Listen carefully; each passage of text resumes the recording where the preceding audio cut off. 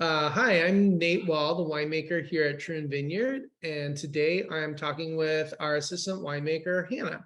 Hannah started with us at the beginning of 2022, right in January, and has been steadily getting involved in all aspects of all the crazy projects we do here at Troon. And today we're going to learn a little more about her and how she came to us. So, yeah, Hannah, I guess the first thing I wanted to know is how did you get drawn into the world of wine? Like, how did you get your start? How did you end up where you are now, and then the cellar in particular? Yeah, absolutely. So I studied botany and was very interested in plants and agriculture, and had some family friends who had planted a vineyard in Arizona, in southern Arizona. And so I went and spent a summer living in a little camper van out back in their vineyard and just helped them prune their vines, go through the whole summer season, and just really enjoyed it. Enjoyed working outside, enjoyed working with the plants, and seeing the grapes develop. And then they were a really small operation. So I stayed that fall and started harvesting with them, and then didn't have too much else to do. So moved into the cellar and started making their wine. And we made about 30 tons of worth of wine that year. So it was really small. I got my hands in everything and just absolutely fell in love with the process, kind of seeing it start to finish that first year. And so stayed in the industry for a little bit in Arizona. And then the next year decided to go and work a harvest in California. And when I was there, I just met a whole host of international interns who had come from all over the world to make wine in California, and realized that that was something that I could do and something that I really wanted to do and really wanted to travel. And so moved up to Washington for a brief stint, and I went to Walla Walla Community College to get a degree in enology and viticulture. And then when I graduated from there, I went and spent a couple of years traveling around the world and hopped hemispheres and worked multiple harvests. And that's where I really discovered biodynamic wine and biodynamic farming. I went and worked at a biodynamic farm in Austria and just loved my experience there. Loved the wines. We made some beautiful whites, got into skin fermented whites, and really delved into the world of amber wines and kind of everything that comes along with that. And pet nat, and just all of these incredibly fun things that you could do in wine that kind of weren't in the conventional, traditional wine world. Um, Also worked in a biodynamic vineyard in New Zealand, and really just loved the intention that everybody had behind what they were doing there.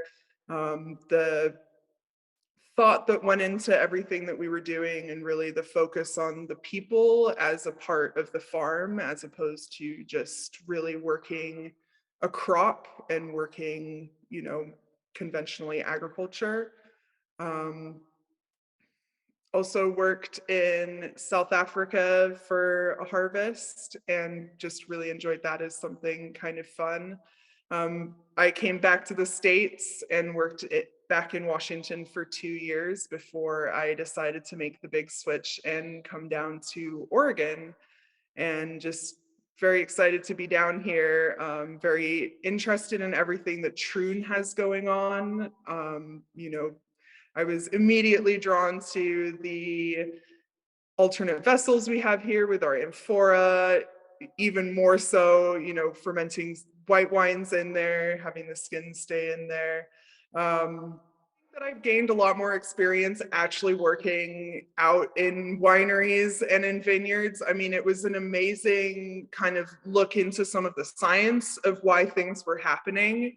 But yeah, I mean, traveling around and just getting to meet so many different people that had different, winemaking techniques, different varietals that they were working with, different styles that they were trying to achieve was really important. And I think really opened my eyes to kind of how much there is to offer in the world of wine. Kind of when you take a look outside of, kind of the standard things that everybody is already doing in an area.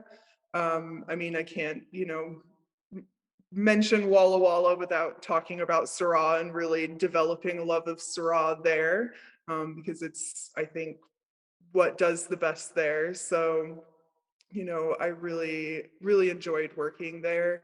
I enjoyed working at Gramercy because I think they make some really beautiful, food-friendly, high-acid Syrahs specifically, though all of their Rhones are gorgeous. And so, coming into Southern Oregon, and so being able to be in this area and then be back in the world of Syrah is really, You've really worked a awesome. lot of different places around the world. You've had, a lot of exposure to different winemaking styles, different wine regions. What are some of the, the styles of wine that you enjoy making, that you enjoy drinking?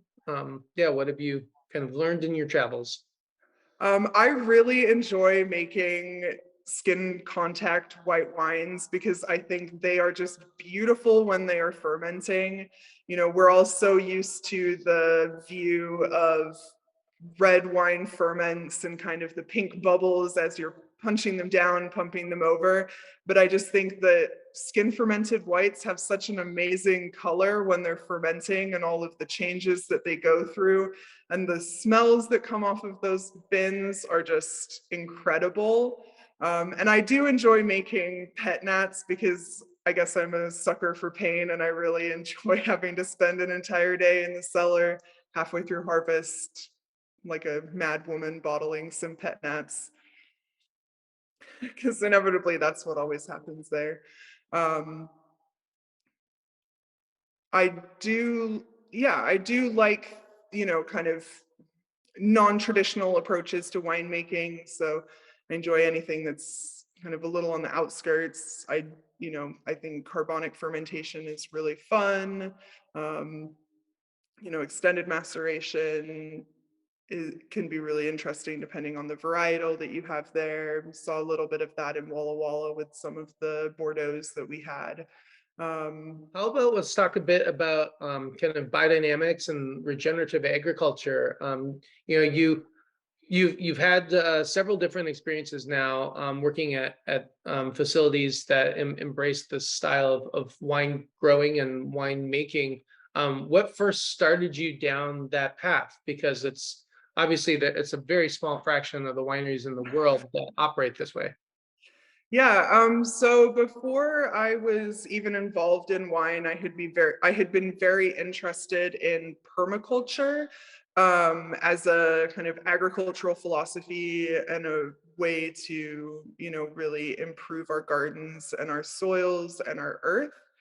Um, and so then when I got into the wine industry, I could see that there was a bit of a path towards that with some producers, and was introduced to biodynamics kind of through that, and then really started tasting some of the wines and loved them. But as I've worked with biodynamic producers, I think the thing that I'm most struck by is how much everybody who's involved in these systems really buys into it and loves what they're doing. And I don't think that biodynamics, something as intensive as this, is something that we can do if we don't love what we're doing. And so I think you end up working with people who are as invested in this as I am, so I've managed to find people all around the world and now here in Southern Oregon that really share this same passion that I have for what we're doing and this real intention that we have out in the vineyard that travels through into the cellar to make just some phenomenal wines. Cool. So, Yeah, we've so here we are in midsummer. We're starting to see, the bloom is just finished. We're starting to see our fruit set for this year. What are you looking forward to for this upcoming harvest? I am really looking forward to working with some of the new varieties that we have planted here on the vineyard. I think it's such an exciting year to be a new member of the Troon team because we have so many new varietals that are coming into the cellar for the first time. And so I'm kind of going to be working with them from the start and seeing how, these new head trained baby vines really blossom in the cellar and really kind of show the truest sense of place that we can get from them and kind of shepherd them into the bottle.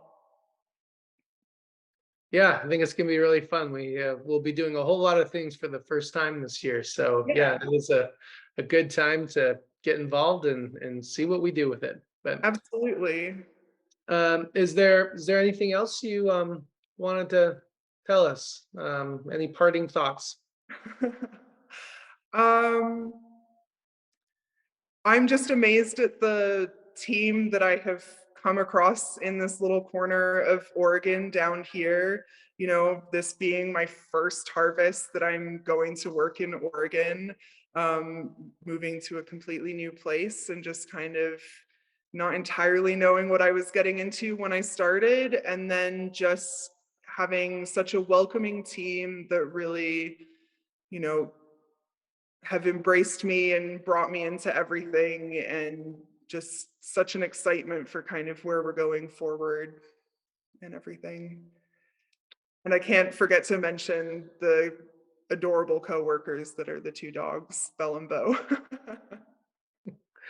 Yes, it's always nice to get some snuggles from fluffy coworkers. Yes. Right. Well, we are very excited to have you here, and yeah, looking forward to this harvest. I think it's been an odd year. This Yep. in weather-wise, with we're getting some strange amounts of moisture in June and July, which is very unusual for us. But we will take every bit we can get. That's just making our younger vines, some of our newer plantings, just healthier and happier. So that's great. But yeah, again, yeah, we're so happy you've joined our team, and look forward to what we're able to do this year. Yeah, so happy to be here.